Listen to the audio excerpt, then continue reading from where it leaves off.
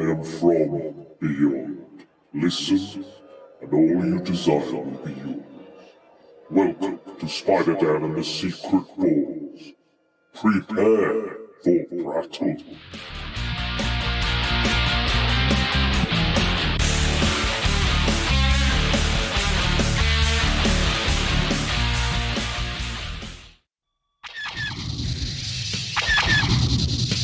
Choose a side in the Clone Wars.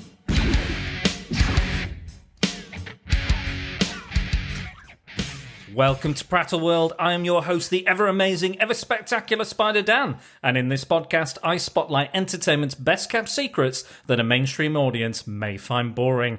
And welcome to Clone Wars, where two similar pieces of media clash to be crowned champion. Two go in, and only one comes out. And we are back. Myself and Dennis, the denizen of the comic den, is back. No longer denizen of the comic den. Stop Sorry, it. this Too is soon. It's too soon. The comic Too shop is soon. gone. Oh my gosh, financial collapse, bankruptcy. No, none of those things. No. I just closed it. He just sold it. He Yeah. just sold it. Yeah. Because the caravan was a better idea, and it was. Everything's better. Caravan is very nice, by Yeah, the way. thank you. I just like to say. wish you wouldn't shine a light on my failures. No, you're not a failure, Dennis. You're not a failure. You made a better choice for you and your family, and that's more important than having a comic book shop. So you're saying that I ever so often visited. So you're saying that I put my family before comics? I mean, no and yes, maybe. I don't know. Yeah, I don't. Nah. I'll do it, money. No. Carry on. But Dennis is back, and we're going to do something a little bit different with the Clone Wars this time, because usually I compare two similar movies. Dennis has been on one. We did the Dracula one a while back. I think that was the last Clone Wars we did. A very popular episode, and one I really enjoyed as well. The Spanish version of Dracula and the Bela Lugosi English version of Dracula. It was really good. English, probably. English. I guess you could go English. American. Is that language? Yeah, probably. Someone will argue, I'm speaking American. I'm sure. Anyway, going back to... We always go off topic. We always have tangents. We always try to tell people what we're doing, and then you're always like, what are we doing? No, something else. So we're going to actually compare. We're talking slashers again. The last time we were together to talk slashers, and we're talking the two classic slasher villains. We're talking Freddy, and we're talking Jason. It's Freddy versus Jason, but... this time, it's a comic book edition. Dun, dun, dun. So I have forked out a lot of money to get two very out-of-print books for my and Dennis's pleasure. I've got the Nightmare on Elm Street book, graphic novel, and the Friday the 13th graphic novel. These were both produced by Wildstorm Entertainment when they had the New Line Entertainment's House of Horror license. So this also includes the 2003 Texas Chainsaw Massacre comic, which I also own, but it's not as good as a title as Freddy vs. Jason versus Leatherface. It's just not a good. Leatherface is versus the Texan Chainsaw Massacre. Anyway, so our reasons for comparison are that these comics were both released by Wildstorm within a year of each other. So Freddy came first, then Jason, and like I said, both licensed by New Line Entertainment's House of Horror license. These are both written by top tier comic book writers, so they're big names that you will recognise. And both of these series had a pseudo sequel in the Freddy versus Jason versus Ash comics, when Wildstorm and Dynamite Entertainment teamed up to produce the comic when the movie script was rejected. Amazeballs. I would really like to read those, but guess what? Out of print? They're out of print and fucking well expensive. Yeah, tends to be. These were like 30, 40 quid on their own, which is a lot for a comic, even for me. Not a lot for a comic for me. No, probably not. Not for you and the various first appearances you have. But for me, I felt it was a little pricey. But when I looked for those, they were about £800. £800? £800 for either the single issues or a graphic novel, or I think it was more for the graphic novel than the single issues. But still, ridiculously expensive. First appearance of Dead Man 600. There you go. I would rather have that. Yeah, me too. I would rather have that than that. But I get why people want to read it. I get why it's out of print. It just happens. These kind of books happen. But when lockdown happened, I bought a ton of these kind of like films, basically comics that were based on cult films. And I'm definitely going to do some more coming up about in these podcasts. I'm going to look at all sorts of different cult films that I've bought. I've even bought a couple more recently. 2 of the Highlander comics. I need to kind of go back to that franchise, I think, because I've not really I like touched Highlander. it. I've not really touched Highlander for a very long time. There can only be one, 7 movies, Only be TV series, 2 TV series, cat animated series, loads of comic books. But there can only be one. There can only be one. Only one. Still one. I think that's the main problem with the Highlander franchise as well, is that main conceit. Yeah, franchise means multiple. Yeah, exactly. Oh, One. it's sold. Just the one. It's finished. Well, luckily those books are prequels anyway to the Yes. first film, so Yeah. it's fine. It's fine. But I've got loads of those. I've got Scarface comics. I've got Total Recall comics. I've got the Howling comic, Hellraiser, Lost Boys. You name it. I've got loads, either digitally or physically. I've even got a few weird ones written by celebrities that I bought during lockdown because I was like, I'm not spending my money on anything else. Not on hookers and beer or anything. I might as Yeah, well just get loads of comics. So that's exactly what I did. So that's why I got these. And a better investment than hookers and beer. Absolutely. Last longer. Well, these are a gift to you, Dennis, because we've both finished reading them. I said you could have them, so you can take them home with you tonight. But first of all, let's just get into it because I love you. We've talked. Don't worry. Well, you're also wearing your gift that I gave you. I got Dennis. You won't see it, obviously. This is audio. But Dennis, I bought him it's a Freddy V.S. Jason T-shirt, but it is based on the comic book 181, Incredible Hulk 181, which is the first appearance of Wolverine, and it's a recreation of that cover. And also, in the background, features Mr. Michael Myers, the Shape, who is playing the part of the Wendigo on that cover. But it's a lovely T-shirt, and Dennis has not taken it off since I bought it him. Yeah, pretty much so. It was a very late Christmas present, since the other Christmas present didn't arrive because I put the wrong address on it, and what happened is it went to the wrong address, and there's nobody at that address, so it got sent back. And then the company said, "Oh, by the way, if you put the wrong address on it, we don't refund you." Bye. So I lost out on 35 quid. Oh well. I think I'd like this more than the other one. Well, I'm glad. This is my favourite T-shirt in the world. In the world. He's looking I have after done everything in it. Oh my. Literally everything. Even murder. Even slashy murders. I've had a slash in it and everything. You've had a slash in it. Yeah. It's Fair literally my favourite T-shirt in Well, the whole I'm wide glad you world. like it, because I know you've had a little tough time at the moment with stuff, and I'm glad I could bring some happiness to you. More than happiness. More than I got happiness. a twinge and everything. Pure ecstasy. Yeah, which is, again, difficult for me at the moment.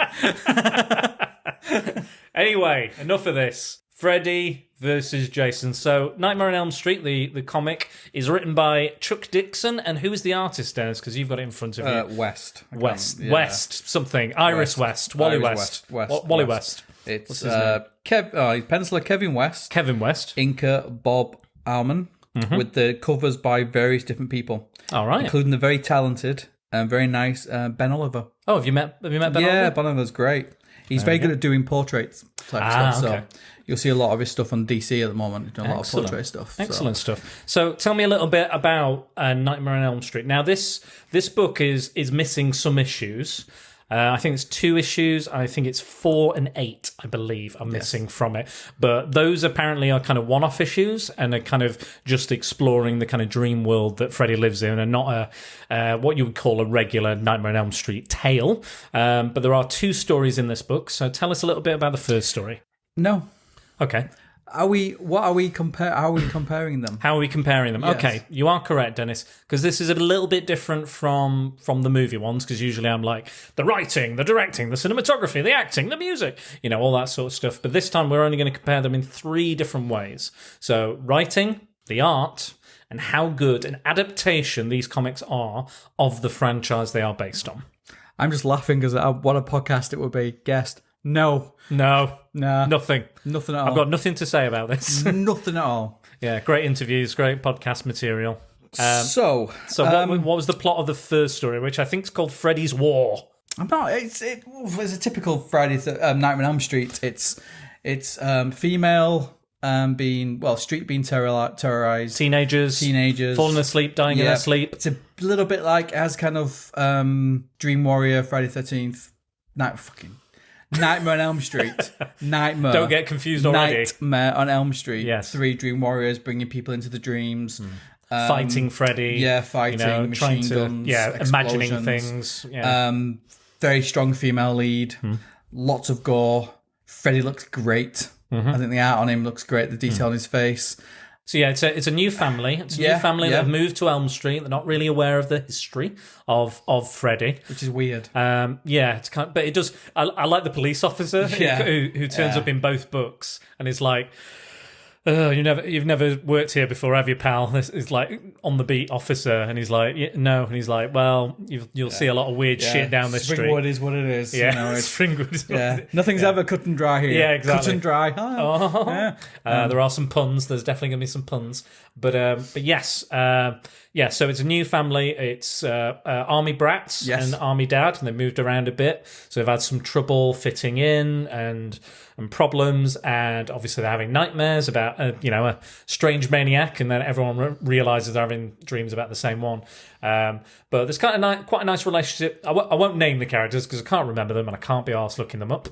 But let's just call the brother, the sister, and the dad are the main characters. Yeah. So the brother and the sister have this kind of bratty kind of relationship. She even calls him I think his name's Bradley, and she calls him Brattley, and they're having a difficult time. And then they start school. She's dreaming about wetting herself or being naked in school, like during a test, that sort of thing. And her brother, who I think are they twins? Yes. Yeah, they're twins. Yeah. And they kind of almost share the same dream. Yeah. And I think that this happens both in both books, in both stories in the book. And she sees Freddy murder him, and then he wakes up and he's just splattered. It is everywhere. a big splatter, isn't it? It's very much like I've been rewatching the Nightmare on Elm Street films just to familiarise myself with the franchise and stuff. My favourite line in the first one is, "You don't need a stretcher. You need a mop." That's my favourite line. Yeah, he does like a bit of slash, doesn't he? He does. He covers the walls. Blood everywhere. Lots of You're never going to get that with Pledge. No. So then she's struggling with this. She's kind of investigating and learning about it. She does learn about it. And then I think one of her friends gets murdered, I think. And then she's it looks like she's murdered her. The police officers think that. The dad's like, "Just talk to me, explain it to me. I want to be there for you." And then the dad kind of takes it on board, this totally unrealistic concepts of the dream killer and all this sort of stuff. And then he starts talking about like how he, in the army, he would like go into like a mental state and they do like this kind of these dreams or meditation type things. And it would take them, and it was all about the mental strength as opposed to like the physical strength. They have to do this conditioning.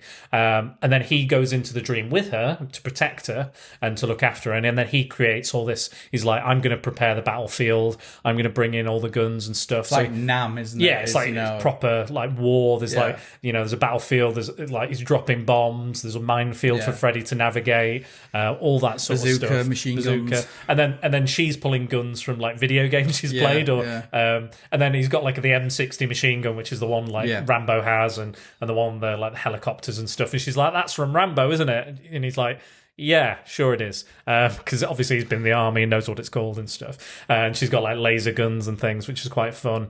It's very imaginative, and I like that they've taken Dixon's taken that main idea of the dream world and again is expanding that and doing stuff that might be too expensive in a low budget horror film.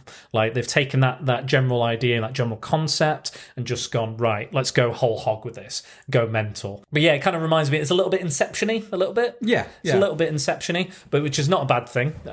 Just keep running, just keep shooting. It doesn't make sense. The kind of action element of Inception. But yeah, I liked it. I enjoyed it. It was fun. It's quick. It's pacey. It doesn't hang around. It knows that you're aware of what Nightmare on Elm Street is. Like it knows that you know what it is. You wouldn't buy this if you didn't know what you were buying. You would go, right, oh, Nightmare on Elm Street, I love that movie. Let's see what the comic's like. That's the whole point of licensed titles.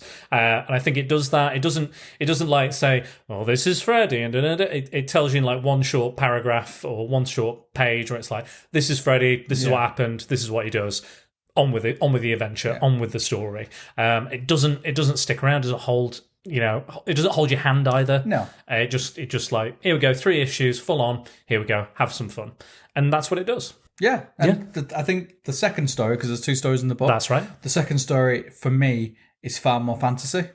Yeah. It's far more kind of out there. And when you said about about what Freddy is, they explain it over 4 pages, but he's chasing someone at the same time. Yes. So it's not kind of like an origin story. It's Yes. just like saying he was this, he did this, he did that, he did the other. But at the same time, he's chasing this on a student. Yeah, so you've got the action, juxtaposed to the exposition. So Yeah. it's not just like, hey, let me tell you about Freddy. Freddy does this. And it's like, it makes the action moves and the dialogue moves, it's all snappy and pacey and quick and fun. And you never lose that sense of, right, next page. Yeah, and Right. it's quite funny in places too. I think, the fact Freddy still has the little quips and they work. Yeah. Like in the second story, he's wearing like a skin suit. Yeah. Saying he brings a whole new style to fashion victim.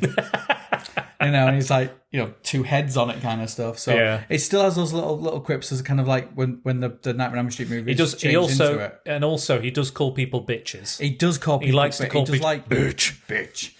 You're my bitch. Oh, bitch. Yeah. And the second book's got my favourite death in it. Okay. The guy on a skateboard doing a little trick and cuts him in half. Yes, he does, yeah. Which I'd like a lot because it's like how sharp are his knives. Yeah. Well, this is how sharp they are. Completely cut in half. I love that he's studying like French. Yes. And then he's like when he gets cut in half and he says something like, I don't know how you say history in French, but it's like your history, and then cuts him in half. Yeah. I love that. But in that, it's fancy because you got the Aztec stuff in it. You got the monster. There's like a thing, isn't it? Like a dream monster. So the second story, I'm not sure what it's called. I'll just have a quick gander. I've got the books in front of us. So I'm just Dream gonna, Demon. I believe so. I'm just going to check. It's called The Demon of Sleep. Very close, Dennis. The Demon of Sleep.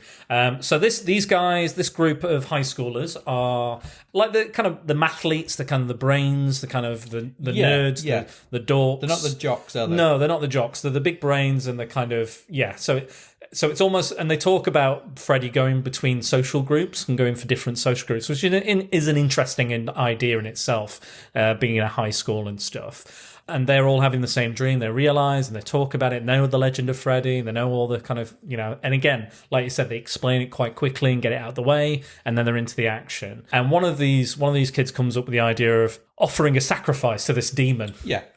This Aztec demon who would protect Aztec sleepers. Yes. When the dark demon of the Aztec culture, again, won't try and pronounce the names because I'm going to struggle. It's very long as well. Yeah, it's like Nana Zena. Lots of Zs. Yeah, lots of Zs and stuff. But it's in the book. I'll be honest, again, most people probably won't be able to get hold of these books, not for cheap, so you probably won't be able to read them yourself. But you'll just have to go off what me and Dennis say and what we think of them. And I quite like the when it shows the Aztecs and it shows all the statues and the one of Freddy. Yeah. His face there is like, way! and that comes into play in one of the deaths as well. It's like a big head. And I think as much as I love Jason, I think there's something about Freddy, which I think on the whole I prefer the Friday the 13th franchise to the Nightmare on Elm Street franchise. I'm the same, yeah. I do really like Robert Englund. I do like the character, but I think there's something I like the concept of killing people in their sleep and stuff. I like the rules that it sets up, which some of the films kind of go, no, none of those rules. Just sack them off. A bit like Highlander in a way, just kind of sack off the established rules and stuff and the continuity. You're now from space. You're now an alien for some reason because you can't be the only one anymore. And since you killed all the only ones, so now aliens. So, anyway, but yeah. What do you think of the the writing in this one, because it's written by Chuck Dixon. Chuck Dixon of Batman fame, Nightwing fame, who's kind of like Robin fame. During the 90s was probably his heyday. Yeah. I think he writes dialogue very well. It comes across in the book. The dialogue's like I say snappy. Yeah. It doesn't hang around. It doesn't treat you like you're silly. It just gets straight onto it. The dialogue between everyone's in there is all relevant. Yeah. For me, there's there's enough character development. Yeah. Like, I wanted to ask you this: how well do you think slasher movies, like reading these, and I'm sure you've read some of the slashery type comics in the past, as much as you like slashers, do you think that they, as a form of media, as a slasher movie, does that translate to comics? No. Okay. I think it's very difficult to kind of build tension in a comic. I think it's very difficult to have those jump scares. I think it's very difficult to have that kind of claustrophobic or that, someone's watching you kind of feeling. Even in a dark room with the TV on and a little bit of a noise in the background or whatever, I think that's very hard to do in a comic book. I think, people have had a good go at it. Yeah. And there are occasions, even in mainstream comics, Swamp Thing, Man Thing, stuff like that. There is moments in these books. But I think it's very hard to have those long, non-talking characters just there. Where with Freddy, you've got a lot of talking. He quips all the time. He gives him a bit of back chat. He explains. So you have dialogue with stuff. I think having Michael Myers, Friday the 13th, I don't think it would. Thing is the same. Texas Chainsaw Massacre doesn't speak. Yeah. So there's no like even does a dance. Does a nice dance. Does a dance. Yeah. A good little jiggle. And there's no kind of even internal monologue or anything. There's nothing. No, there's nothing. And even like the games, the slasher games, they do have internal monologue. I think they see there's something that a character just standing there isn't strong enough to do it. So silence. I think the comics suffer from that. I think they suffer from pacing issues with it as well. I think one of the main things, like you were saying, the tension. You've got no music. No. Straight away, you've got no music, which is one of the highlights of any slasher film. So. Especially Nightmare, especially Friday the 13th, and especially Halloween. We don't have that. Which is like iconic. Yeah. And they write it. But what? But also, I think there's. I mean, we'll get on to Friday the 13th, but I think for me, there's not a lot of tension built because you don't see the character that often. And again, like in the film, they'll have the teens, having beer and all that other stuff and having sex. But then every so often you'll cut back to, Jason walking around and just lurking and watching them. You don't have that in these books. Not even for a second do you really have that. Close up of his feet walking. Yeah. He's a presence. Just something like that would be enough. And I get the requirements of like the 20 plus pages and stuff, but even just one of those pages, just him maybe stalking and stuff would help. You kind of touched on it earlier, was the dream world to me is very comic booky. Yeah. It's very fantasy. You can do stuff that were... There's more possibilities. Yeah, Friday the 13th, I know it's more grounded. I know it's silly to say a guy with a hockey mask, but it's more grounded. Yeah, arguably. Where in your dreams, pretty much anything you can think of, you can dream. So... And the books both do that. The books both take it into an area. People dream differently. I like the logic that they use in the Nightmare books about, the little girl in the coma in the first story. There's a little girl in the coma and she keeps turning up and then disappearing because what it turns out is she's in a coma, and when they're giving her a medicine, she actually drops into REM sleep so she can dream. So she dreams for a little bit, but then it comes straight back out and she's assisting the main characters. So I like that there's clearly Chuck Dixon's clearly done a bit of research into dreaming and what dreams happen and how dreams occur. Similar to what Wes Craven did when he did the first movie. Yeah, exactly. Yeah. So I think it lends itself. Both of the stories have massive fantasy elements of it. You've got a war in the middle of a book. Yeah. And then you've got monsters, and you've got this. The first page, I think, on the second story is this Chinese lad running, and he's in there's a flying boat. There's a planet there. Yeah. So it's straight away. It's like you've opened up a fantasy book. Yeah. With a horror slasher element to it. And that's what I've always liked, especially like going back to like classic comics like Steve Ditko, Doctor Strange books, always amazing looking because again, like he could just draw these amazing fantasy worlds, and there's no budget, there's no restraint. It's just pure creativity on the page. And I feel like this Nightmare has that license to do that. Yeah, people dream so. differently. Yeah. People have different styles of dreams. I had a friend a while back who he would dream, at the end of his dream, the credits would roll. Every time he had a dream, he would see credits like it was a movie. I've never had that. I've never dreamt like that. People dream in black and white and all sorts of stuff. So no, I think, going to one of the things with the art style as well, I think, the art style's bright. It's colourful in places. The gore is beautifully red. Oh yeah.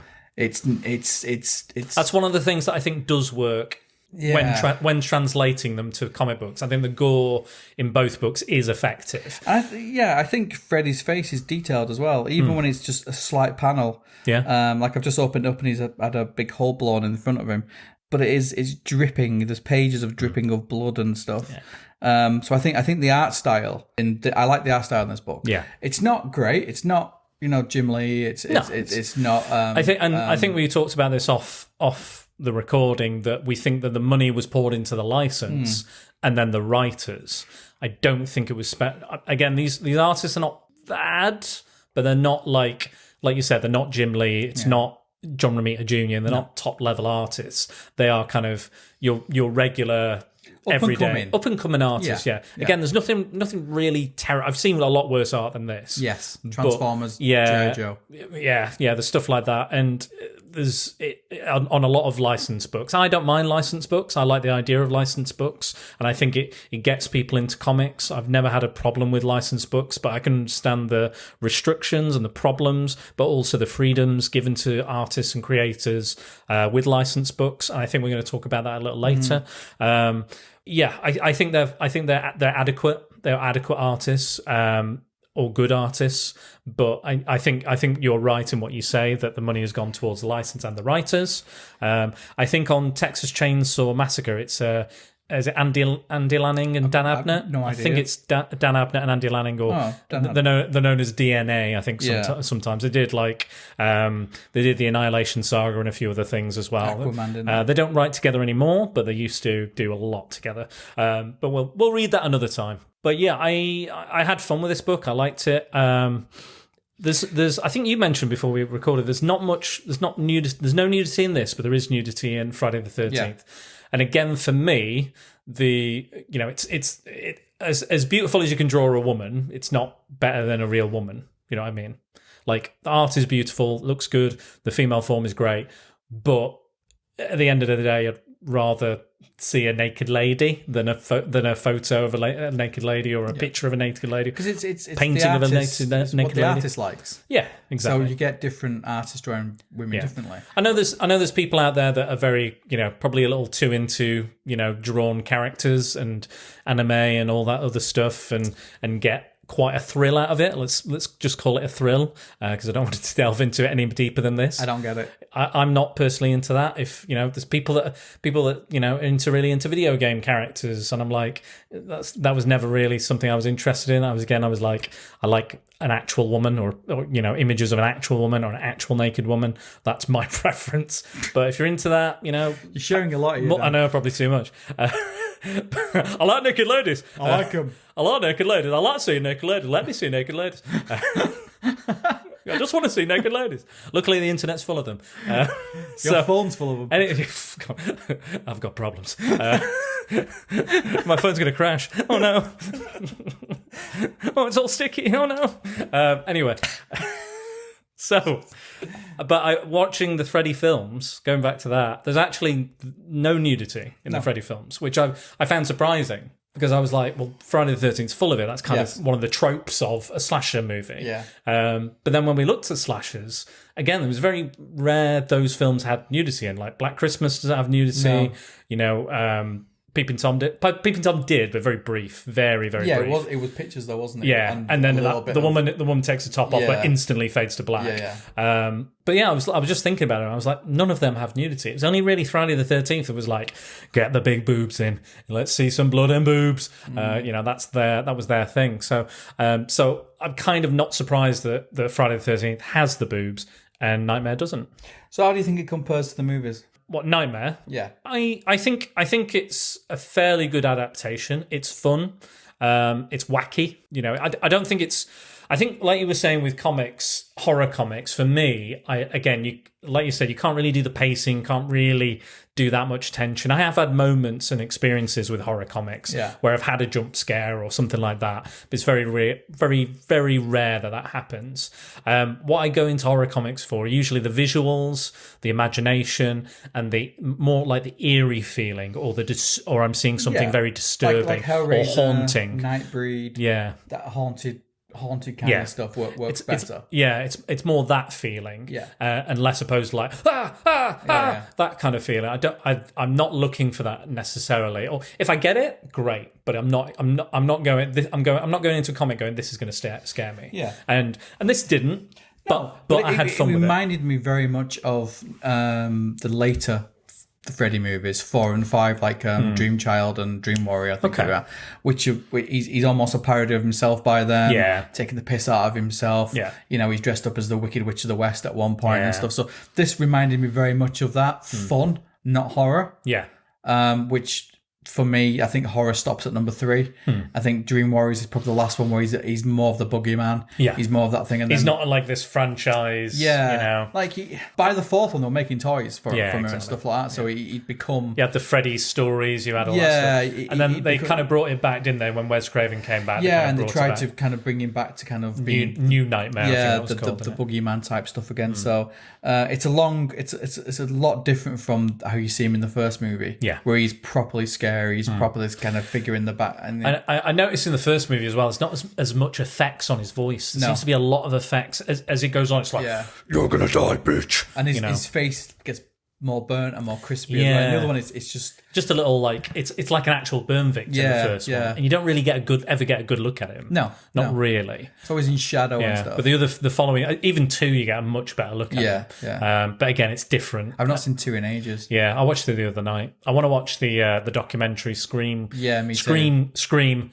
Queen, exclamation point, My Nightmare on Elm Street, which is about the main actor who was a HIV survivor, and people have glommed onto that film as like one of the first gay horror films. I didn't notice it at the time when I was I was very young. I was like 13, 10, 12, 11, something like that. So I didn't notice those things.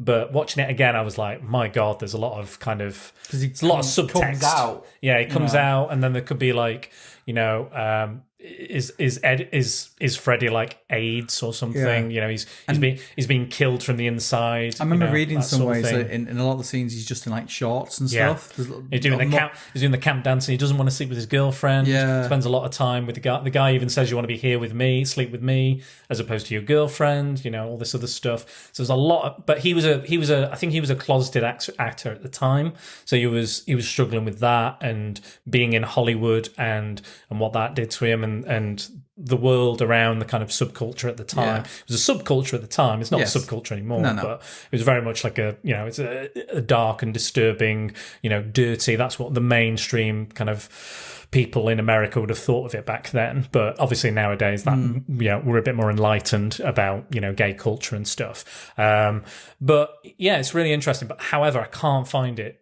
available. No, I can't get it anywhere. Available. No. It's I think it was a Shudder exclusive, but it's on Amazon US. Is it? Yeah, okay. But I can't get it anywhere. Then we might need to purchase a VPN if that works. What do you think of the knives on the fingers? In the second one? Yeah, I always thought it was a bit weird. I quite liked it. Like it was coming out of his hand. It wasn't like the effect's good. Yeah. The effect's good, it's really good. Yeah. But I never... It's a bit weird for me.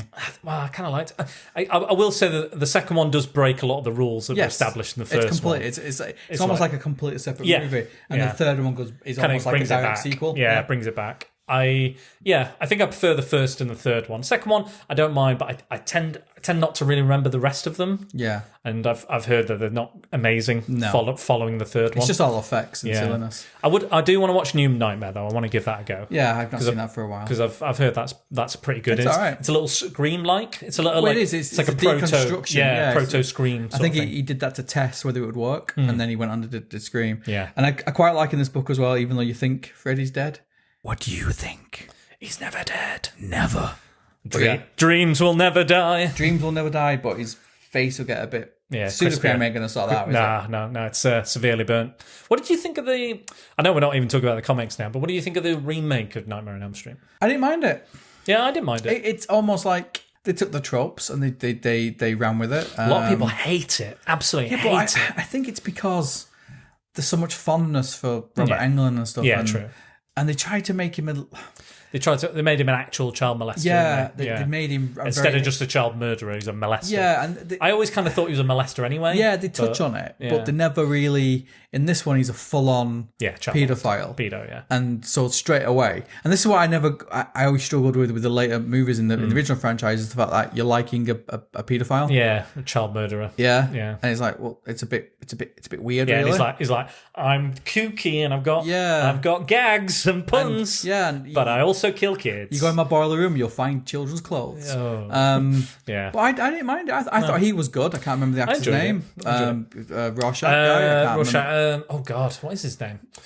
I'll come back to it. Yeah. I'll come back to it. I can't remember. I thought he was good. I thought the makeup effect with the nose missing, was quite good. I thought it looked more like a burn victim, like a real burn victim. Yeah, I do as well. Than the original. I liked how it transitioned into the dream world. Like you didn't really know. Yeah. Because they were like doing these micro sleeps, weren't they? I love that idea, and the kind of I think Batman does micro sleeps, doesn't he, to fight more crime? That's what he does. Fight crime. To vengeance, justice. That's what he does. I'm Batman. I'm Freddy Krueger. I don't know. Anyway, I thought it was fine. I didn't think it was. I didn't expect much from it either. Like I wasn't a massive fan of the Nightmare on Elm Street. I think they're good. It was Platinum and Dunes, wasn't it? You know, the Michael Bay who did the Friday the 13th remake and the Chainsaw Massacre remake. Yeah, that would make sense. Yeah. So New Line must have given them the license, I think, at the time.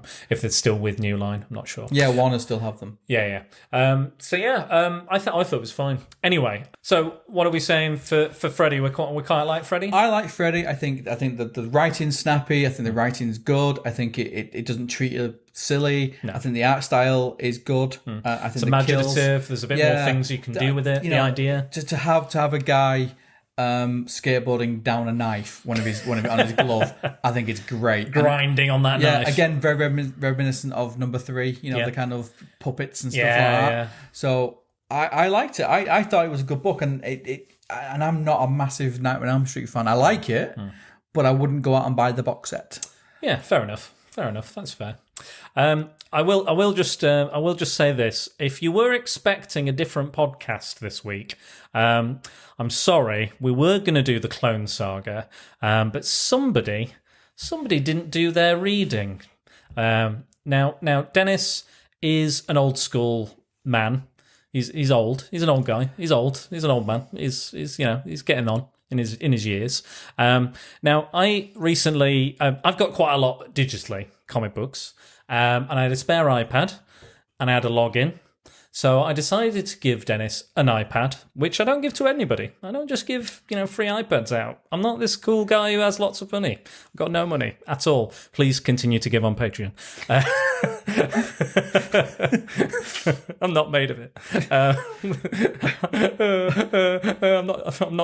No advertisers are paying for this yet. Please help. So I gave it him and I said, you know what, sign into my account, Dennis, and you've got access to all my digital comics. Go crazy on Comixology. You can, I'll give you Marvel Unlimited as well. I've got that for the time being. You can have that. I said, okay, Dennis. So this is 2 months ago now. I said, we're going to do the Clone Saga, Dennis. So you get reading. Yeah, okay. I've kind of read some of it. So there's probably about 500 pages in this book. So fair play to Dennis. He is a quick reader though. I've seen him read comics in minutes. Yes. Like full graphic novels in minutes. He's incredible. Like that's brilliant. I think that's amazing. However, he's gone 3 issues deep. 5 now. 5 issues deep. Yeah. Oh my God. Yeah. Shock horror. So that's what's that? So that's probably 20 pages a piece. Yes. So maybe a third in. Yes. Probably about a third through. Maybe a little less. Maybe a quarter. And you still not finished it after 2 months. No. So Paul, I did. Now I know you've criticised me in the past. I love you, Paul. You're a friend of mine, Dennis. Yes. Lovely guy. And he wished that I would telegraph what I'm doing more. So in the podcast, so not surprise people like, I've done this, which I kind of like to do. I've done this weird thing. Here, have it. Do you like it? You don't like it? Who knows? Who cares? But I said, you know what, Paul? I will do that. I will make sure that you're aware of what we're going to look at, because Paul likes to either watch the movie, read the comic, and then listen to our opinions, because he loves the show and he's a Patreon giver. Please keep giving, Paul. I love you. And you've let him down, Dennis, and all my listeners down, and all these people that are paying their good money to listen to the Clone Saga. They want to hear the Clone Saga. They want to know what where Ben Reilly comes from, where the Jackal comes from, all this. Where the grizzly bear comes from. Where the grizzly comes from. Yeah, where the grizzly comes from. How did Mysterio die? What's Carrion? Who's that? All these kind of characters. But I don't even know that yet. And exactly, he's not even that far in the book. What's even more amusing is Dan brought these horror books around, and I literally read them straight away. You read them. I think you read them in one night. I think I said, here, have these, and then I think by the time I got back here, sat down, had something to eat, you'd already got home and read them both. And like, yeah, they're good. Yeah, I'd already read them. I like physical books. I struggle with digital. I like the tactile. I'm an analog guy. What can I say? I like that. You're old. Book. Yeah, you're old. Yeah, no, sure. But I don't know. It's weird. I struggle with it. That's why. Well, that's why I didn't want to. So I had to rush. Have you read it all? I had to rush and read both books to make sure that we had a podcast for these people that are paying their good money to replace it. I see. I've let you lot down. Let yourself down. I've let Dan down. Let everybody down. But more importantly, and I think this is the worst thing, comic books down. I've let my wife down. Why? Because she won't give a shit either way, really. I think she just says if I disappear with a book, it gives her a piece for about half an hour or something. So, okay, so you could have had 500. You could have done the 500 pages. Because that must be at least 200 pages. Yeah. So you could have gone at least halfway through by the time you'd read that. Yeah. So definitely. So yeah, I am shit. You're a crap. And it's really weird because I've had your account for a while now. Yeah, loads. And I think I've read 2 things on it because I think it's Castle of the Bat I read. Yeah. Because we were doing the Elseworlds, weren't we? World Divide or something. But then I went out and bought them and read them again because they were better. So what can I say? It's fine. You know what, Dennis? To be fair, you've had a lot on, so I appreciate you've been dealing with some difficult things at the moment. So, but I do appreciate you reading something. You want to talk comics? We got to read them. That's the thing. I could talk about comics that I read. Yeah, exactly. So look, I'm glad you read that, because that was kind of, we had this idea for a little while when I got these books. I was like, you can have them. We'll do the thing. Once we do it, you can have them. So I'm glad you read them, and I'm glad it made me go, fuck, I've got to read these during my 12-hour shift. Yeah, it was literally. Don't tell work. There you go. Read them. Ring you up. I read them. Yep, good. Have you read the clone thing yet? No. What's Spider-Man?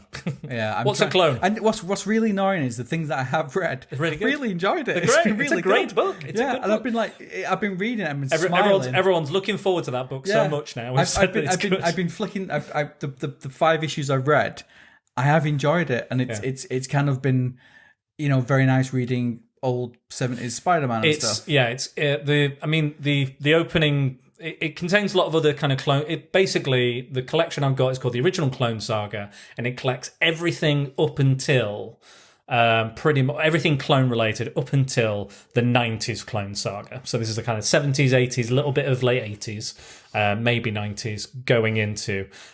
So it features all these kind of links and things. But the first story is quintessential classic Spidey, quintessential classic villains. You got Jerry Conway, you got Ross Andrew, quality stuff. And it's fun, it's fast paced, it's great, it's dynamic. It's everything I love about Spider-Man. And that's why I wanted to read it, Dennis. Yeah, and that's what I have enjoyed it. Yeah, having a good time. I do think what might be quicker is if I just go onto my Diamond account and buy it. Yeah.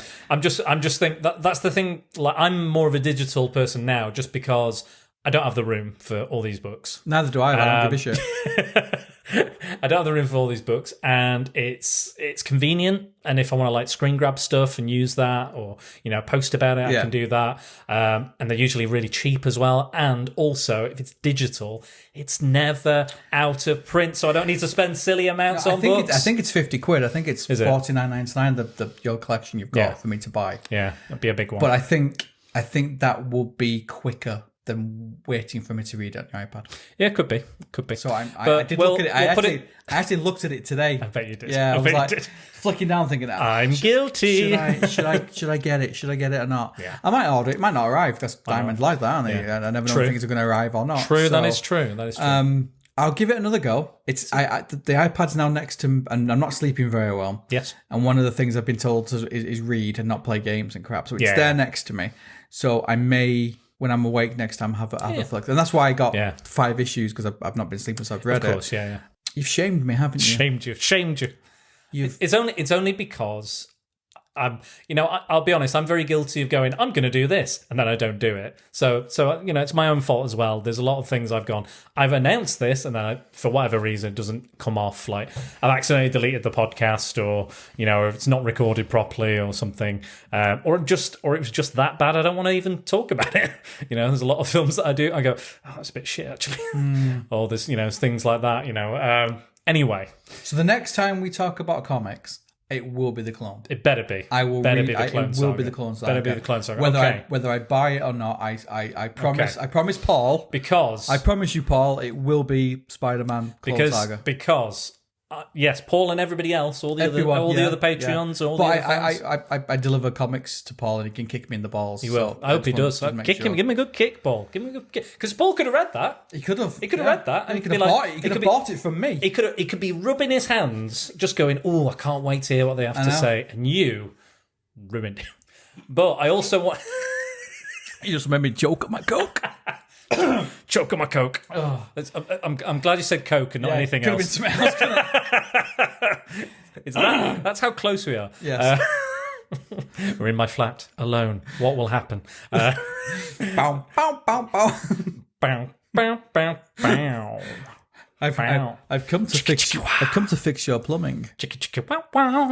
Let me see your plumbing. Yeah, I've got a big shaft. Let me get my spanner out. Speaking of large, sharp, pointed phallic instruments, let's talk about Friday the 13th. Machetes. Machete.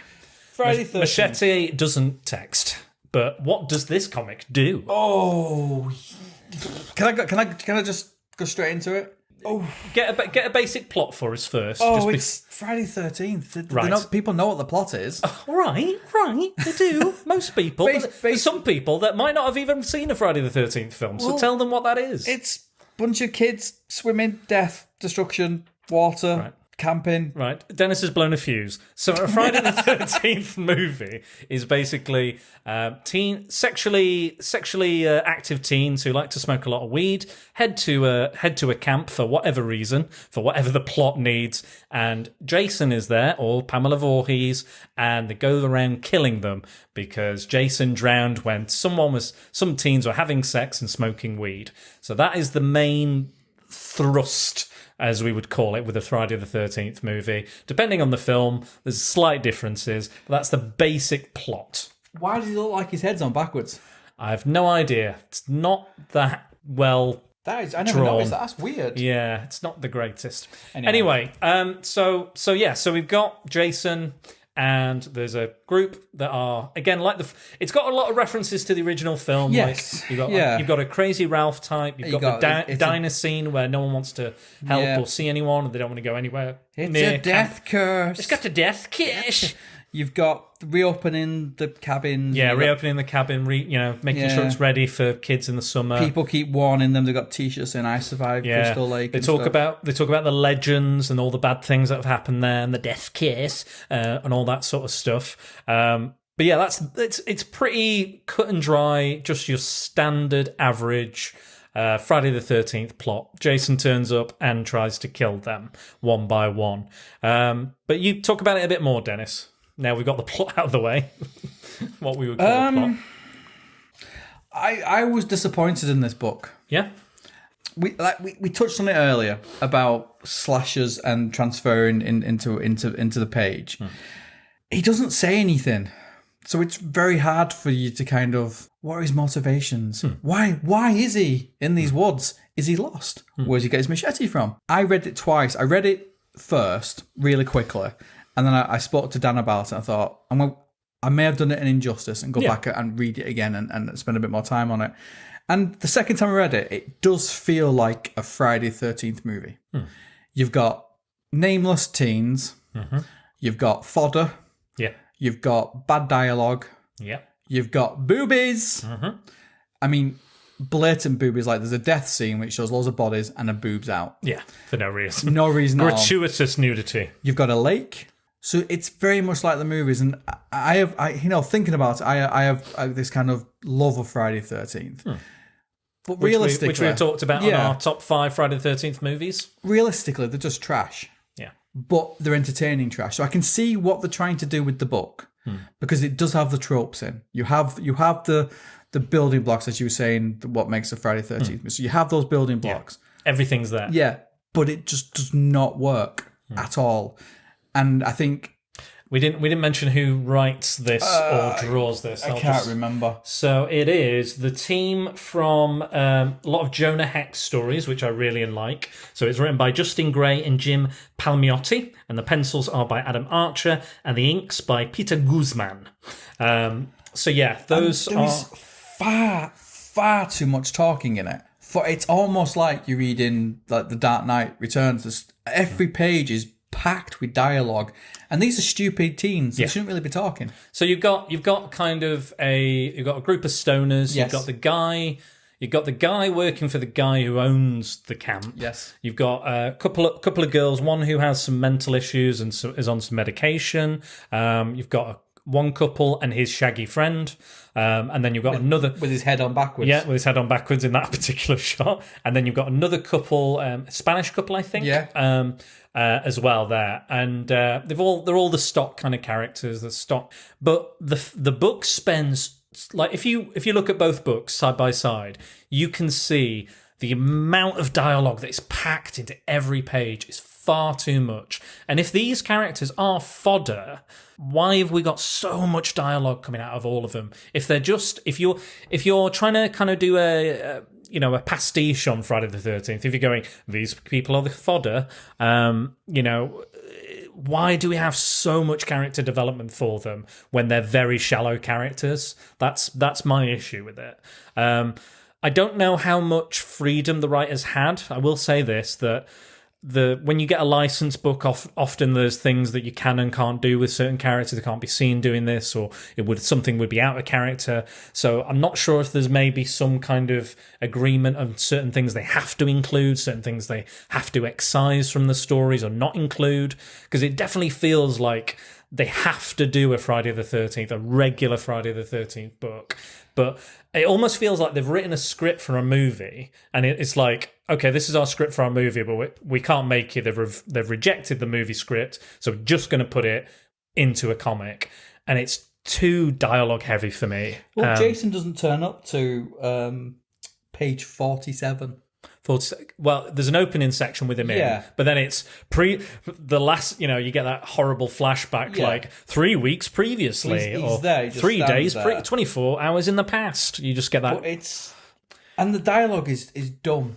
Yeah. It's dumb dialogue. Well, the dumb characters. They are dumb. That fight scene on the roof. Young, dumb, and full of cum, as somebody might say. The fight scene on the roof where he's doing these martial arts and knocks him off the top, and it's like, why does it need any of that? Yeah. Up until that point, I didn't even notice those two characters had any beef with each other. No, and now they do.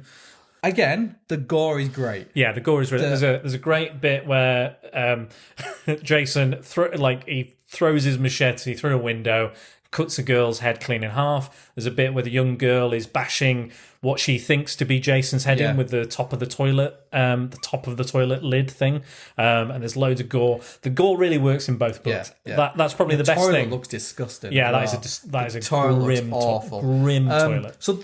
And again, but do we watch Friday the 13th movies for the in-depth characters, and do we watch it for the kills? Exactly. So I think that's a big tick for it. The kills are great, imaginative, but they are very few and far between, and they take a lot. Now this is just one story as well, which I think brings it down a bit in comparison with Freddy's stories, because there's two separate stories in that. Freddy's first kills in both books are page 2 and in the page 2 of the first one and page 1 of the first book. Exactly. So straight away it's dead. Bam, you're in. You're in. It's Freddy. He's here. You're there, dead. Great. But with Friday the 13th, I get that they want to establish the characters. I get they want to establish problems.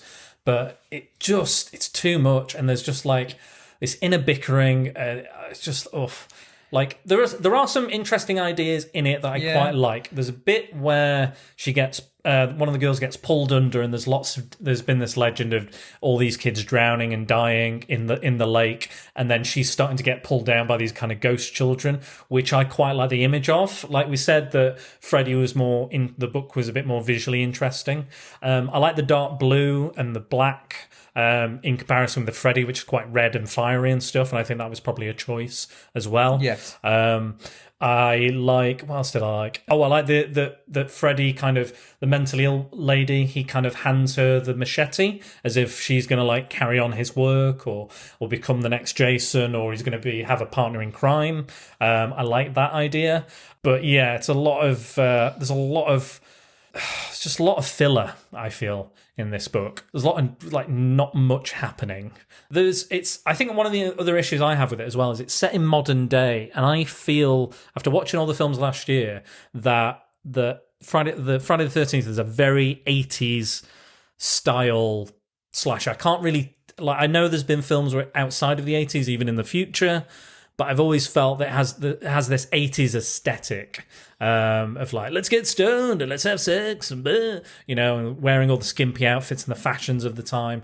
And it's in modern day. They talk about listening to iPods and stuff.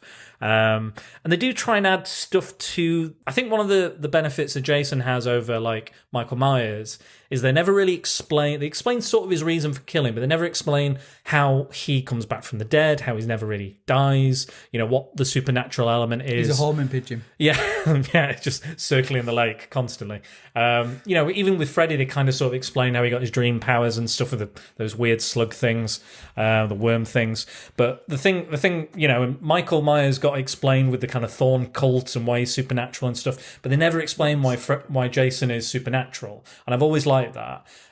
They do try and add a bit to the lore with the dead kids and the Native American. There's a Native American massacre that happened there. I don't think that stuff needs to be explained, but I was like, there was so much stuff they could have done with this book that there was opportunities to tell different stories, opportunities to. I would have loved to have Pamela, like in the video game, the Friday the 13th video game, you get Pamela Voorhees like instructing Jason what to do, like kill them, kill for mummy. The Friday 13th puzzle game, you have the same thing. Yeah, you have her as a guiding figure. She's talking you through stuff. Yeah, it tells you how to do stuff. We should have had that or some kind of inner monologue for Jason, because I get that he's silent, he's strong, but like I'm so sick to death of hearing the dialogue from these other fodder characters. I just want some kind of insight to who he is. I also wanted to see wet Jason. Wet Jason. Like we said, we do like a good wet Jason. Yeah, and he looks... It's almost like they can't decide on what style to do. So they've looked at like number 3. Yeah. And probably the remake. It looks... I think he looks a bit like the Freddy V.S. Jason or the Jason X version. Which is modern day, isn't it? Sort of stuff. I'm just flicking through it now, and I just want to point out that every single nude scene, their boobs are massive. Yeah, they're ridiculous. I mean, they're not even... There's no way these women would walk. No.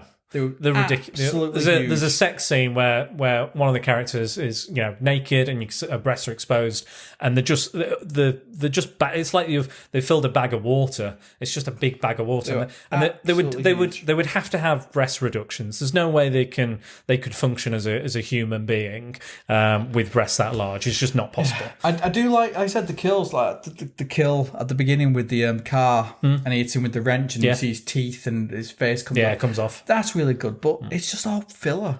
I want to see more of that. I want to see more of, and you don't. He's never in the distance. All these people, have partying down and stuff. He should be in the. You're not seeing him straight away because you're focusing. If you see him in the background, or if there's a shot of him looking out towards them, or something like that. That's what I was saying before. Like in the Friday the 13th, you get the music and you get the POV shots. No POV shots in this either, which I was kind of wanting to see. And when the art style is away from Jason and the kills, it's rough. It's rough because it's boring. Yeah, it's dull. It's boring. And there's that guy's nothing going on. Changes every time you see him. There's that element that they introduce, which is I mean, they're all arseholes to each other as well. They're all horrible, horrible people, horrible to each other, cheating on each other, fighting each other, you know. You don't have empathy with any of them. No. The people I had empathy for were the two stoners, actually. That was the only ones I kind of, well, at least they were like, well, they know what they are, they're stoners, but they're friends with each other. They've got, you know, and they're like the first to go. Yeah. And I was just like, oh, fuck's sake. And ones I actually even half felt something for.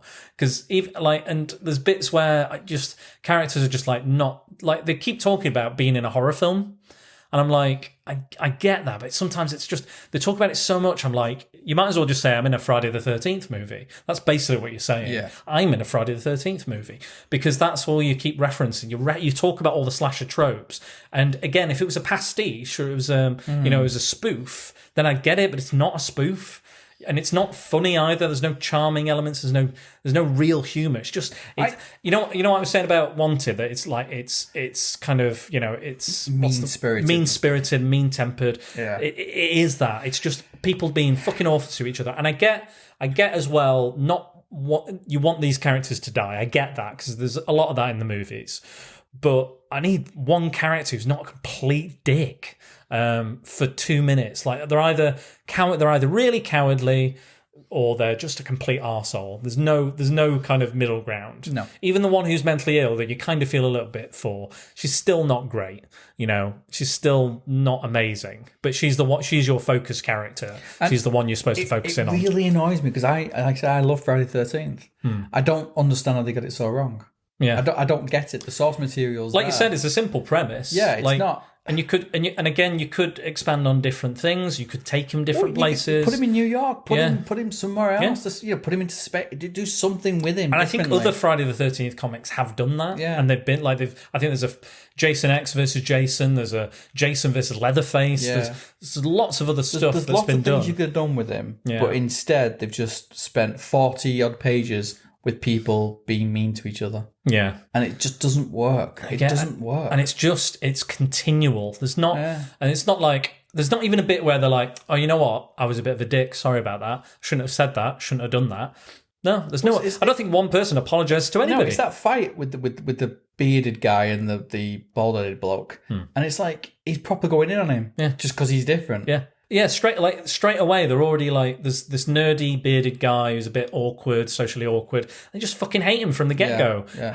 Constantly have a go at him. Constantly are saying, oh, you're fucking, why are you here? You're a retard. You know, and the insults, the proper like 80s insults as well. It's not like, you know, if this was modern day now, everyone would be like, well, you're not in the friendship group anymore for using that word. Yes, I'm going to... That particular word is not cool. I'm going to unfriend you immediately. Yeah, exactly, that sort of thing. But 90 pages. 90 pages. 90 pages. I think it's a little bit more than that, actually. I think it's 100 and some... You could have... You know what? 132 pages. You could have read 132 pages of the Clone Saga and it'd be so much better. Yeah, but it wouldn't have someone getting their head removed, would it? No, true. That's fair. It won't have that. But it would be a better experience on the whole, I will say that. Yeah, I would. And it wouldn't have been as disappointing. Yeah. I'll be honest, the ending proper fucked me off as well. Yeah. The ending was, after all that, the ending is just, like, I had one issue to go. I with Freddy, I did it in 2 sittings. I did 2 stories. With this, it took me at least 3 to 4 sittings. And the final sitting, I was so fucked off. It's such like a... Well, like I said, it's like just spaff out an ending. Go on. I read the Friday 13th one in about 10 minutes. Yeah. 10, 15 minutes. And I read the Nightmare on Elm Street one. Took me about 20 minutes to read. There you go. Because... And it's really weird because there's a lot less dialogue in the Nightmare on Elm Street one. I think that helps. But it's more visual. You spend more time looking at it. Yeah. With this one, there's so much dialogue. You're just going through it. Yeah. It's just it becomes white noise. Yeah. And just like, because skipping through it. Yeah, none of the dialogue is actually moving the story forward. No. There's just no people point being in doing shit. It's just people being shitty to each other. And That's all it is. I think I know what they were trying to do. I think they were looking at the kind of what makes a Friday the 13th movie, and you've got all the standard characters in there. You've got the ingredients. Yeah, but there's a reason why Friday the 13th is 90 minutes long or 80 minutes long. It's because they don't spend that much time on the fodder. They go, this is kind of my character. Yeah. This is my one-note character. Oh, I'm dead. You're not going to get a Ben-Hur kind of length on a Friday the 13th movie. Citizen Kane. Yeah, even if you put all 10 of them together. Yeah, you're not. it's still bum, bum, bum. It's murder, set up murder, set up murder. I mean, look at part 5 when we were talking about part 5. How many? That's like got the most murders in any Friday the 13th movie, I think. And again, it literally introduce a character, kill them. Introduce a character, kill them. You know. But again, like Jason is barely in this. Like you said, he didn't turn up to page 47. No. And then he just stands there. Yeah, and then he just stands there, doesn't do anything, disappears, and again, no tension's built. The only time he turns up is to kill someone, and it's not like a surprise. It's not, oh, shock, he's here, you know, because you haven't built that tension. It's just like, oh, Jason's here.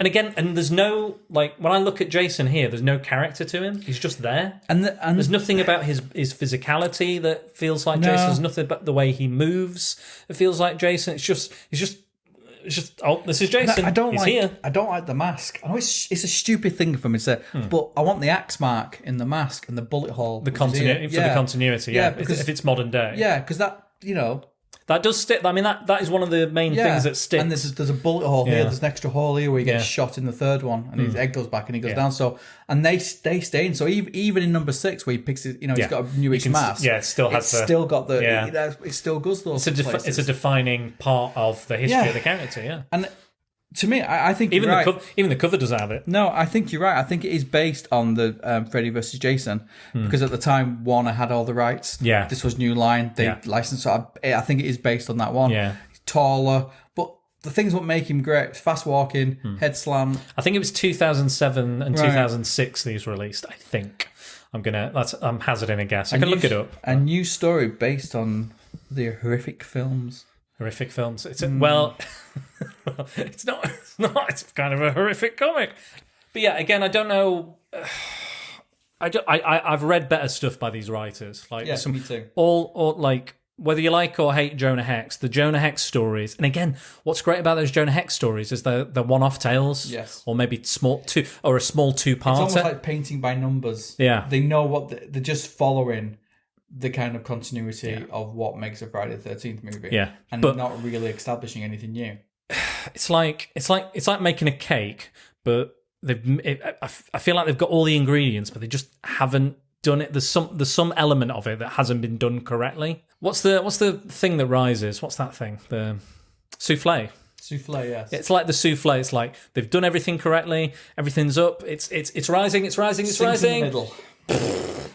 That's what's happened with that. With the Nightmare one, you could have very easily just made the dreams very basic. Yeah. You could have made it like it's a boiler room. Yeah, a body being dragged through the school. Yeah. You could have made it a simple bedroom, a hand coming up in the bath. Which they do in the original movie, like you see Tina and stuff. So they could have made it very much like that, but no, they thought this is a comic. We can do things in comics we can't do on the screen. Let's fucking just fire it out there. Let's put this somewhere in space. Let's do all these things. Fire Freddy out of a fucking cannon. Yeah, go for it. And I feel Chuck reading that he has more grasp of what made Freddy and the first 3 movies maybe 4 interesting and fun. We're here, they watch the movies and goes, we'll just copy that, and not thought about how it would translate into comics. It's just they just spend so much time with these characters you know are going to get murdered anyway, that you know are going to get killed. The guy in the leather jacket, the guy who works with the guy who owns the place, he's such a dick. Yeah, he's an arsehole. Well, none of them are great. Yeah, but he's a real dick. Yeah, well, he's this big businessman, and, blah, blah, blah. But again, oh, God. There's an element they added as well, which I'm not sure if it's kind of offensive. Like, there's a lot of stuff that's offensive in it, through modern eyes. But there's this guy who's with his girlfriend, they're having issues, they're arguing a lot, and they don't like his best friend, the shaggy best friend with the big beard and the head on backwards. Yes. That weird looking guy, the slightly socially inept guy. But he's never saying anything that's like really annoying. He's going, oh, I know an interesting fact. And they go, shut up, you fucking prick. Yeah, you're a fucking prick. He's like, what's he called? With the bushy hair and Crispin Glover's character, and a bit kind of socially awkward, but not offensive. It's the nerd or the geek, or from part 3. What's his name? The guy who gives him the mask. What's his name? Yeah, that was our question for our competition as well, wasn't it? I remember. Gene, is it Gene? No. Are you sure? No, maybe. Maybe. Might be Gene. Maybe Gene. Tell us, listeners. Yeah. Tell us if we're wrong. I can't He gets remember the for the life machete of in the head, doesn't he? I'll look it up. He's a real life lawyer now, that guy. Yeah. Anyway, but He's fighting the rights, isn't he? he is fighting for the rights I think for Cunningham. I think for the he's first movie, yeah. Yeah. Anyway, we've talked about that before. Listen to our top 5 Friday the 13th movies podcast for all that information.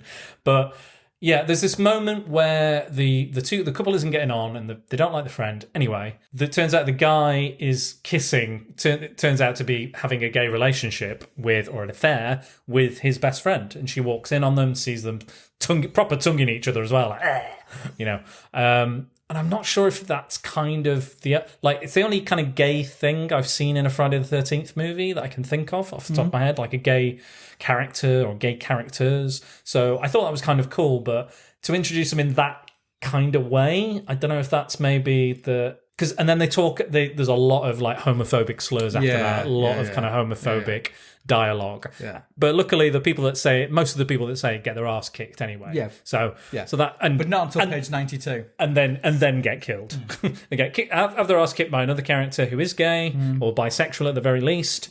And because he knows the way of the martial arts. he does, yes. He does. But then there's even like but yeah, I don't know if that was the best way to introduce something like that in the most positive light. I also have no idea why I wave my hands around, because they can't actually see me do any martial arts. They cannot. So technically I did a backward flip, and I did Kick. like Bruce Lee stuff, and then I sat back down. 1 inch punch. Continue. Trying to think what I was talking about. The gay thing was, I don't know if that's maybe a little problematic for me. I think I've introduced it differently, couldn't they? Yeah, they could have been like, I'm in love, I'm gay and I'm in love with you. That would have been fine. And then he got killed. That would be fine. But the way it kind of, and then the homophobic slurs after that make me feel a bit uncomfortable. But again, I get that it's a Friday the 13th movie, so there's always a bit of that. But that's the thing, innit? We said earlier about the 80s. Yeah. It's very... If that was very 80s? Yes, and if they set it in the 80s, that would be fine. That would be because like, I go, that was of the era, that was of the time. But this is fairly modern. Like we're talking 2007. Yeah, they're trying to mix modern with kind of the classic elements. Yeah, and no, it's crap. Let's be honest. It is. I don't. I need to look at the ending again because I need to know exactly what fucked me off. Yeah, it's. There's not many books that I've gone back and read a second time and still thought it's crap. Yeah. Most things I kind of skim read and think, oh, it's not very good. I'll go back and read it again. Yeah. And then kind of change my mind. The only thing what second time reading did for me with this was just kind of cement the fact that I think I know what the creative team was trying to do. Yeah. When they should have been really looking, this is what has happened. What can we do with that character? How do we make it better? Yeah, how can we expand it? How can we, I can see there's like almost inklings of ideas or things that maybe could work. Or he seems a little bit more self-aware in this one. Yeah. Like when he gives the machete over and he knows what he's doing. He's not just a shark. Yeah.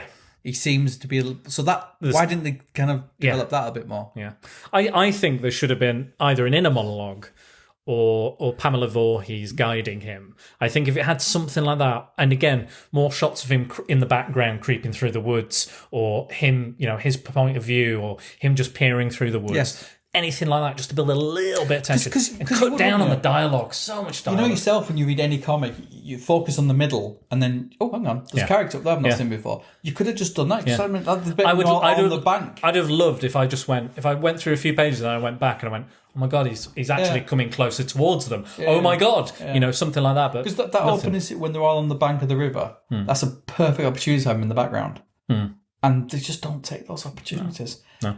But again, there's nothing of there'll be complaints of certain films like Godzilla. There wasn't enough Godzilla in it. Oh, it's too dark. For me, there's just not enough Jason in it. You don't go to a horror movie with the main character like this to spend a good half of the book with characters you don't give a crap about. No. And I hate these characters. I hate these characters. Don't even slightly like them, because they're all they just fill those archetypes, and that's all they are. But they're just constantly talking about themselves as these archetypes, and I'm just like, yeah, I know you're this archetype, but it's not any more interesting. Even the girl with the mental health, who's the hero, would you say? Yeah, kind of the protagonist. Supposed to be the strong female character. Even she's annoying. She is, she's a real pain. Oh, yeah, the ending. Yeah, the ending really fucked me off. Oh, yeah. Such a bad ending. after all that, I was like, okay, at least I was like, at least it's ending. I'm sure they'll do something with it, and they just fucking throw it away. And the policeman's probably the best character. Yeah, he's the most sensible character. Or the couple at the start that tries to help her, and then they die. But fucking hell, just not good. Yeah. I do like that. What I will say is, I do like the symmetry of the covers for both books. Yep. So they both look very similar. I'm going to put it in I've already posted some art for this anyway, and I like that it's both kind of a headshot for Freddy and Jason, and also on the back they have matching back covers as well, which I didn't notice initially as the same styling. They also have the variant covers, and they also have this kind of checkered kind of. I don't know, what is it, lettering or something? It's lettering. I think it's kind of frame. There's framing. This kind of frame it has. I think it's similar as well. The horror? What was it called? The 3 books. The House of Horror. Yeah, that's what it's kind of saying across. Okay. But I like the concept stuff at the back. Yeah. That that's really cool. Yeah, that's a nice cover. That not in the book. Not in the book. Really cool. Yeah, exactly. Just chuck it in at the end. Yeah. Chuck it in the, and that's very reminiscent of Final Friday. Yeah, I can see that. So the stuff at the back's quite good. It collects all the stories. Same with Freddy. Yeah, and the sketches and stuff Wildstorm. from people. But it's shit. It's not very good. It's not very good. Am I being too harsh? No, I agree. I don't think it's very good. I'm just trying to think of other stuff to talk about it. I mean, again, like the kills, I like the kills, but kills again, are great. Few and far between. The bit where he cuts the arm off, that's cool. You see bones, you slash. Like in comparison, like look at that page, and then open a page on the Book of Freddy. Just look at the amount of dialogue. You can't see this, but look at that in comparison to that page. So what have you got? 1, 2, 3, 4, 5, 6, 7, 8, 9, 10, 11, 12, 13, 14, 15, 16, 17, 22 speech bubbles there. And they're paragraphs, pretty much. All of them are a paragraph, almost.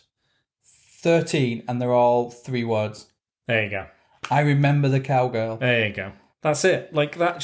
And again, I think if it was split into 2 stories, I think that would help it, because it would have to move quicker, and it would have to get over and done with, and it would be more like a proper massacre. Like you could have had built. See, I forgot about that as well. When they wake up and they've got cuts on them. And blood and stuff and damage and there's a bit where in the Freddy book where the army guy and his daughter are sleeping, and they're just sat there sleeping. They're like, well, we think she murdered her friend, so just let them sleep for now. And then they come back to them and they're covered in blood, and they're like, oh bloody hell, they've been attacked. And they're like, how did this happen? And they're like, quick, get them to the emergency room, go.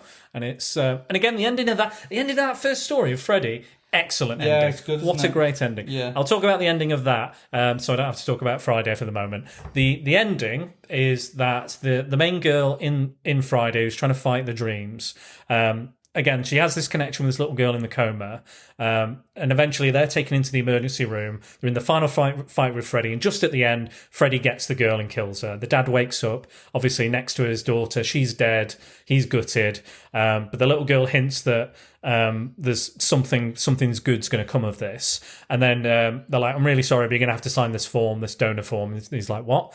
And it turns out that her heart is given to the little girl in the coma who was waiting for a heart. And then they meet at the graveside and they hug and have this really sweet, touching moment that, even though he failed, he still succeeded in saving the little girl's life. What a great ending. Now, the ending of Jason, the ending of Friday the 13th, we've got all this set up. So there's a kind of framing device where this girl's in the hospital. She's almost catatonic. She's been missing her meds, which they're like, well, maybe you did the murder, young girl. Maybe it wasn't Jason. Maybe it was you, because you probably killed your boyfriend as well. And that's why you have all these mental issues, because you were going to break up and then you had an accident while you were breaking up in the car and maybe you killed him. Anyway, Jason kind of hands her...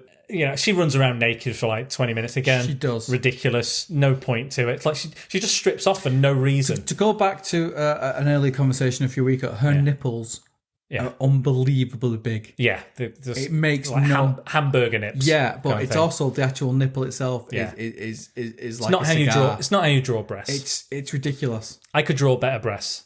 I would say that. And even Lynn from Alan Partridge could draw better breasts. But the thing is with it, if you think about the Friday the 13th movies, there were lots of different sizes. There were obviously not a lot of implants then and stuff. No, It's, just natural breasts. it's obviously a guy who likes big boobies. Yeah, and there's nothing wrong with liking that, but it just doesn't add anything to the story. Because there's a bit where she murders accidentally because she's not been taking a medication. She murders the gay Shaggy dude. Yes, because he looks a bit like Shaggy as well. Actually, he does look a bit like Shaggy with the head on. Yeah, right way. so she thinks he's Jason, beats him to death with the toilet lid.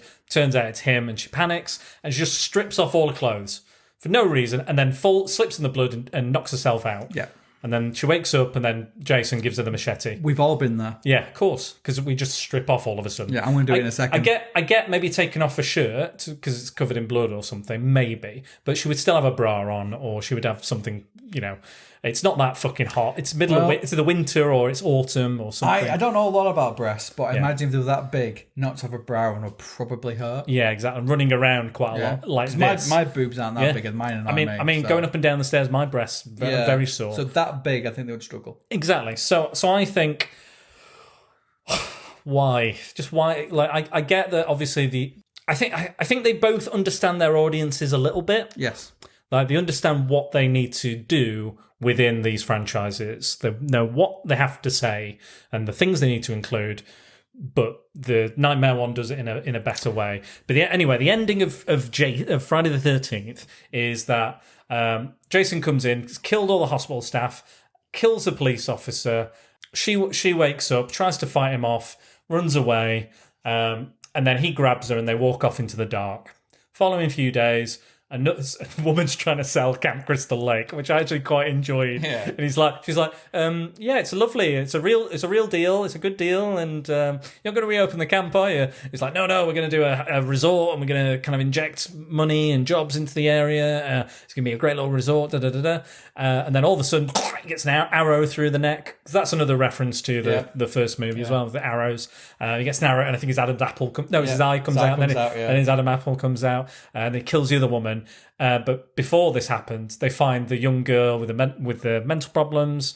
She's dead in the Crystal Lake, floating with no arms and head and stuff. And that's it.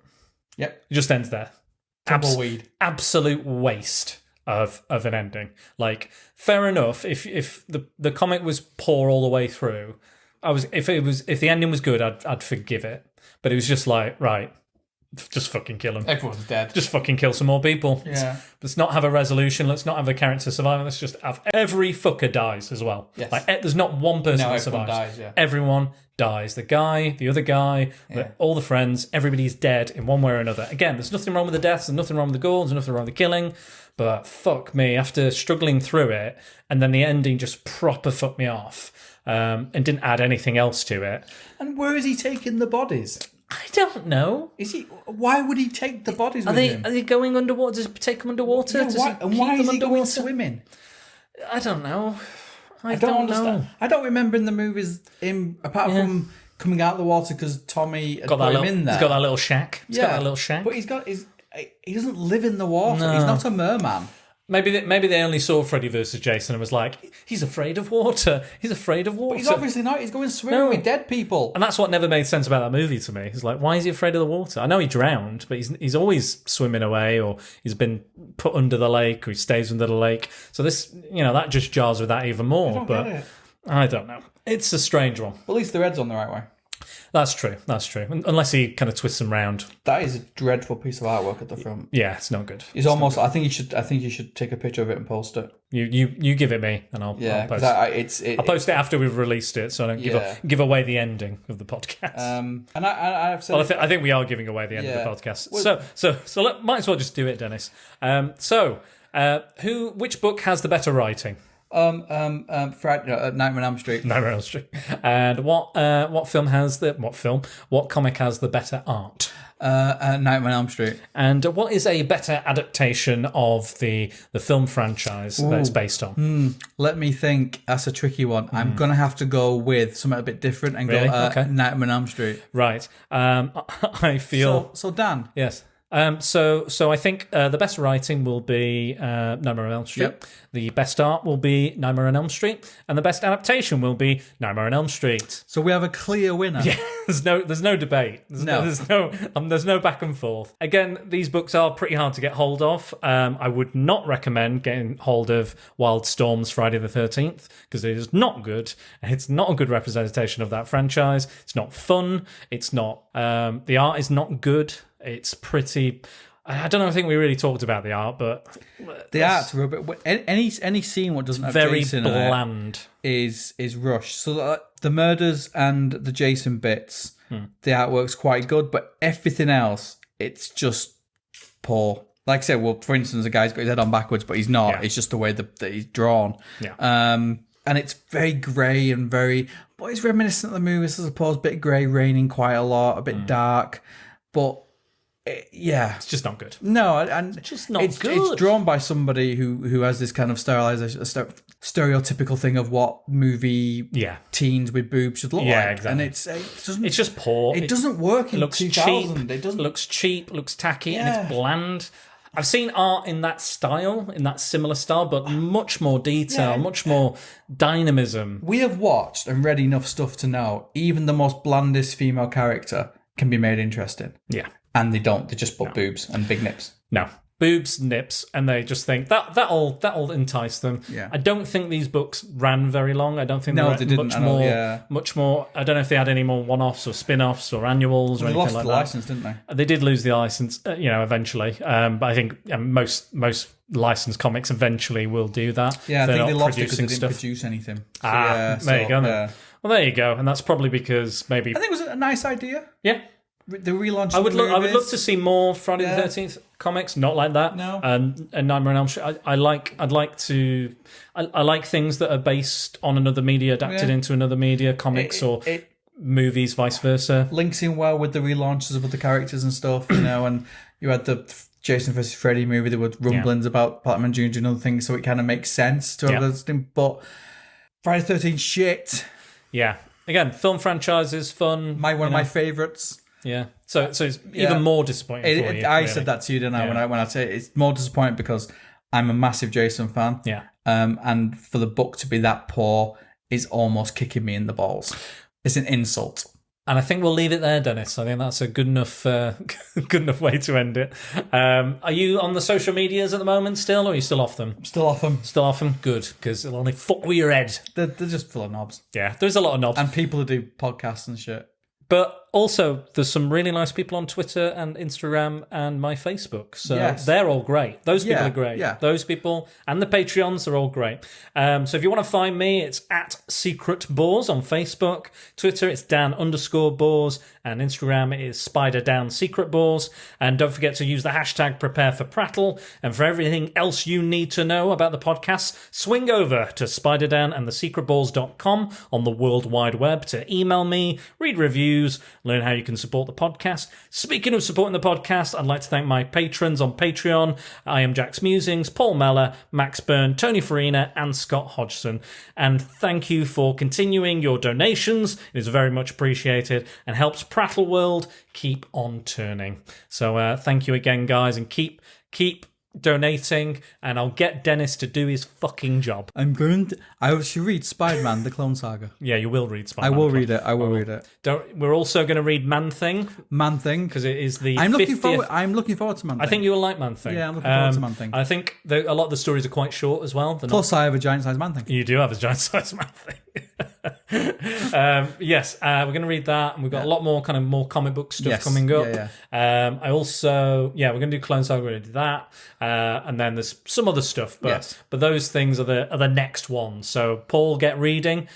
Steve Gerber's Man-Thing specifically. Steve Gerber's. There's 3 collections on Comixology. I think there's a new one that's coming out this April or May, because Marvel are also doing a special kind of. It's end of April, beginning of May. There we go. Scott Weatherly on the 20th Century Geek podcast, he's going to do one on Swamp Thing, so I agreed I'd do one on Man Thing. So you can go and listen to both, because he's a very good podcaster as well. So he's got some good stuff. I'm sure I'll have a great insight on Swamp Thing. But I've kind of done Swamp Thing before, so I don't really want to go back there. Anyway, that is the end. So we'll leave you there. Thank you again, guys. You've been wonderful. Apologies for it not being the Clone Saga, but we talked about that. And Dennis is going to stop. He's going to stop being a knob. He's going to stop being a knob and just read it. I don't think I'm going to stop being a knob. I'll just read it. I get it. Goodbye. Goodbye.